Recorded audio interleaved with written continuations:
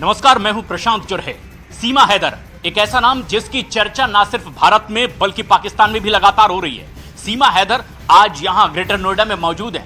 तबीयत नासाज है, लेकिन उसको लेकर चर्चा लगातार हो रही है क्योंकि एक ऐसी दास्तान जिसमें रोमांस है और लगातार सस्पेंस भी बरकरार है। इसका अब तक पूरी तरीके से खुलासा नहीं हो पाया कि किस तरीके से क्या वाकई जो दावा सीमा कर रही है वही उसकी सच्चाई है या फिर कहानी कुछ और है। क्योंकि पाकिस्तान की रहने वाली सीमा हैदर ने जिस तरह से भारत में एंट्री की है नेपाल के रास्ते से, वहां जब न्यूज 18 की टीम पहुंची तो पता यह चला कि जिस तरह से भारत नेपाल मैत्री बस सर्विस से भारत और नेपाल सिर्फ दो ही देशों के नागरिकों को सेवा दी जाती है, वहां किसी तीसरे देश के नागरिक को यह सर्विस लेना बहुत मुश्किल है, यहां तक कि नामुमकिन है।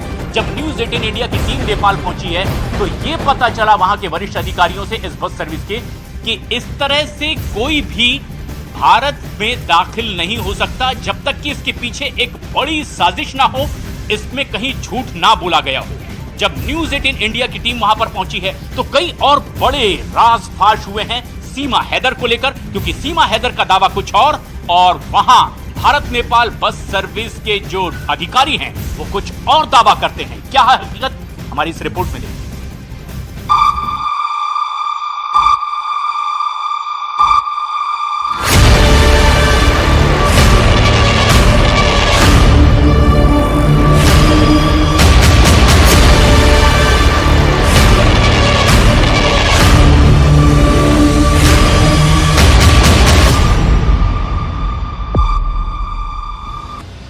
पाकिस्तान की सरहद पार कर भारत आई सीमा हैदर और सचिन मीणा की लव स्टोरी एक पहेली बनती जा रही है। पबजी खेलते खेलते प्यार और उस प्यार की खातिर भारत तक का सफर सीमा ने बिना किसी डर के तय कर दिया। सरहद की बेड़ियों को तोड़कर सीमा सचिन से मिलने के लिए पहले दुबई गई, दुबई से नेपाल और फिर भारत में एंट्री लेती है।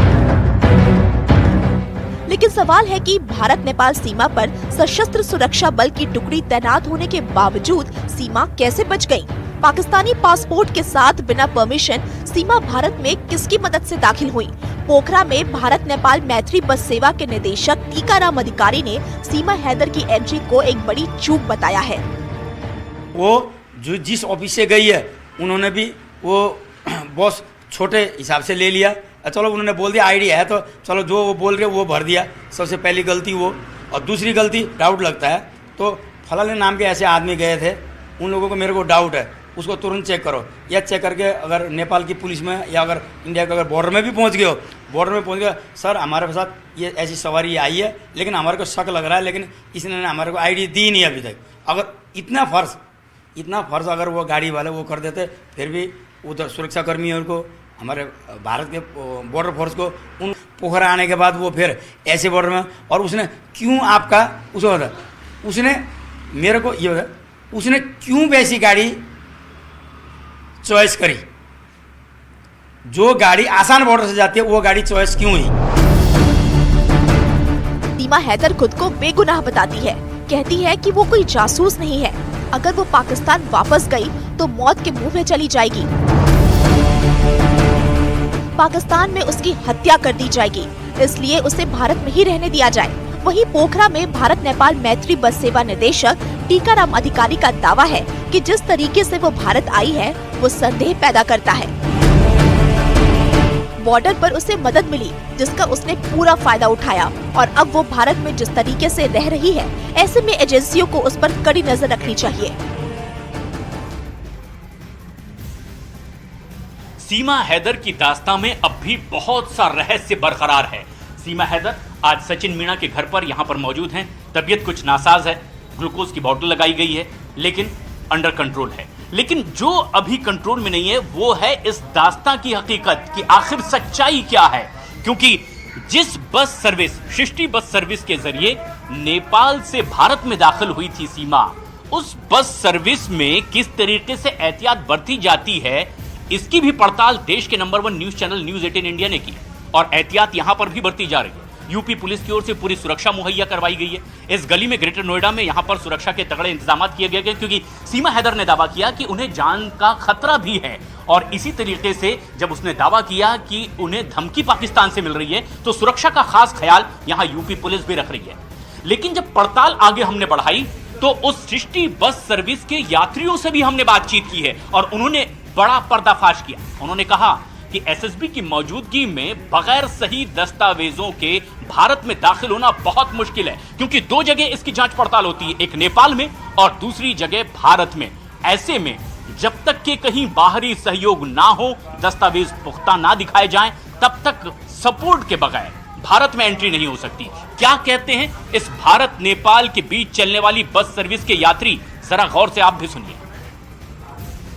सीमा हैदर पाकिस्तान से नेपाल होते हुए भारत पहुंची और नेपाल के पोखरा से उसने जिस कंपनी की बस पकड़ी, उस कंपनी का एक दफ्तर दिल्ली के सरोजनी नगर में भी है और फिलहाल हम उसी कंपनी की शाखा के बाहर खड़े हुए हैं और आप यहां पर बोर्ड पर पढ़ पाएंगे सृष्टि यातायात प्राइवेट लिमिटेड। लेकिन आपको यह समझना भी बहुत जरूरी है कि एक इंसान जिसके पास भारत के कागजात नहीं है या नेपाल के कागजात नहीं है, ना वो भारत का निवासी है ना वो नेपाल का निवासी है, वो भारत में कैसे प्रवेश कर सकता है। और यही सबसे बड़ा सवाल है जो सीमा हैदर से पूछा जा रहा है कि अगर वो भारत की नागरिक नहीं है तो वो भारत कैसे पहुंची। यहाँ पर कुछ यात्री हैं जो भारत से नेपाल आते हैं, नेपाल से भारत जाते हैं, उनसे हम ये समझने की कोशिश कर रहे हैं कि बॉर्डर पर किस तरीके से चेकिंग होती है। मैम, आप कहाँ से कैसे ट्रैवल किए हैं? मैं तो नारायणगढ़ से ट्रैवल किया है। मतलब नेपाल से आप भारत आए? हाँ जी।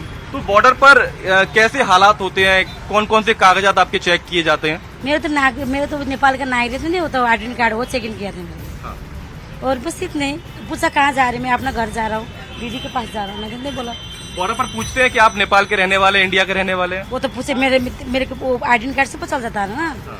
मैं नेपाल की हूँ कि इंडियन की हूँ, उन लोग को ऐसे पता चल जाता है। कितनी जगह पर चेकिंग होती है? होती है दो जगह, एक नेपाल बॉर्डर में हो जाती है, एक इंडियन बॉर्डर में हो जाता है। बिना डॉक्यूमेंट्स के कोई नेपाल से भारत आ सकता है क्या? हाँ, वो तो इम्पॉसिबल नहीं हो सकता है, ऐसा थोड़ा ना होता है क्या, एंट्री नहीं करने देगा वो। वहाँ पे हम लोग को भी माइती नेपाल होता है, वहाँ पे पकड़ते हम लोग को रखते हैं, ऐसे नहीं देते।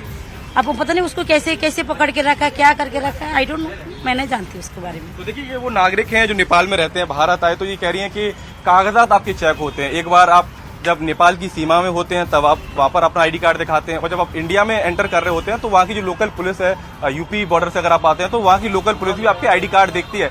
और अब सीमा हैदर पर यह आरोप लग रहे हैं कि क्या उसके पास नकली दस्तावेज हैं जो उसको भारतीय नागरिक बताते हैं। क्योंकि हमारी पड़ताल में जो हमारे सहयोगी नेपाल में इस समय मौजूद हैं, उन्होंने पड़ताल की और उसमें ये निकल के सामने आया है कि सीमा ने जो बस का संचालन कर रहे थे ड्राइवर और कंडक्टर, उनको खुद भारतीय नागरिक बताया और भारतीय नागरिक बनकर वो भारत के अंदर पहुंची और ग्रेटर नोएडा पहुंचने के बाद वो सचिन मीणा के घर पर रहने लगी।